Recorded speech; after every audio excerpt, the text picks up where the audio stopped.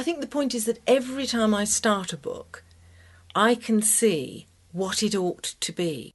I couldn't imagine ever writing any other novel. I just wanted to write that novel. It wasn't just me. I mean, all the girls I knew wrote all sorts of things. Except I think I was doing something different. I mean, I was really wanting to write about my parents, but... Why did you want to write about your parents? Well, just to make sense of something that had happened in the past. You know, my dad was a bankrupt, and there was all sort of hidden tensions that nobody was told about. It was all about money, I suppose. It was all horrible. So that's what I wanted to do.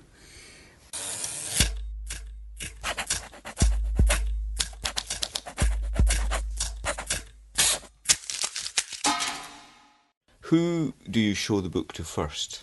Now, this is a curious one, and this is where we fetch in the psychiatrist. But I have come up with appalling ideas for titles. And Offer a few? Well, I was going to call, believe it or not, Stars and Bars, Moods in Falling Snow. For about 2 days, I thought this is a fantastic title. Now, I can see you stifling your laughter because it's such an appallingly bad title. Though, mind you, Snow Falling on Cedars has sold 5 million copies in America, so... When I've finished it and packaged it up, I take it downstairs to a room I never work in, and I sit in the chair and I pretend I am my agent.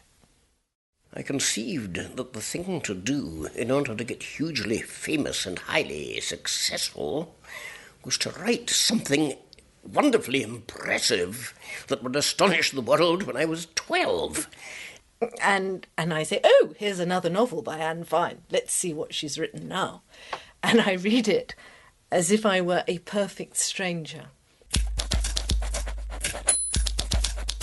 I don't come from a bookish family at all. I was really the first person in my family to have higher education. Well, I didn't have a career. I mean, it wasn't like that. I didn't mean to be a writer. I didn't hope to be a writer. I didn't see myself as having a career as a writer. I just wrote things. Sometimes you can get a little snippet in the paper. You think, oh, I could use that. But it's really just an excuse to stay in bed and read the papers. Yes. I mean, actually, Dickens is a bad example for Susan because he could probably have done anything. I think it was very hard to find what Dickens couldn't do. What made you start to write?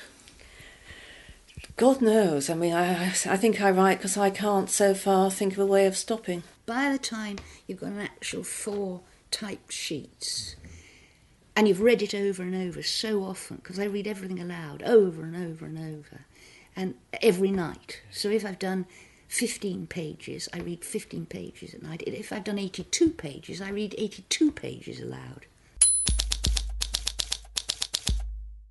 Well, if you want to write, if you wanting to be a writer is a great pitfall. Wanting to write is something completely different. You then write it, and all you need really is some paper and a pencil and a blank pad and what's in your head. That's it.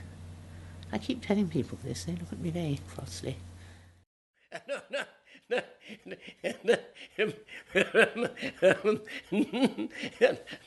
the only advice you can give is that if you can do anything else, do it. And if you find you can't, just put up with it.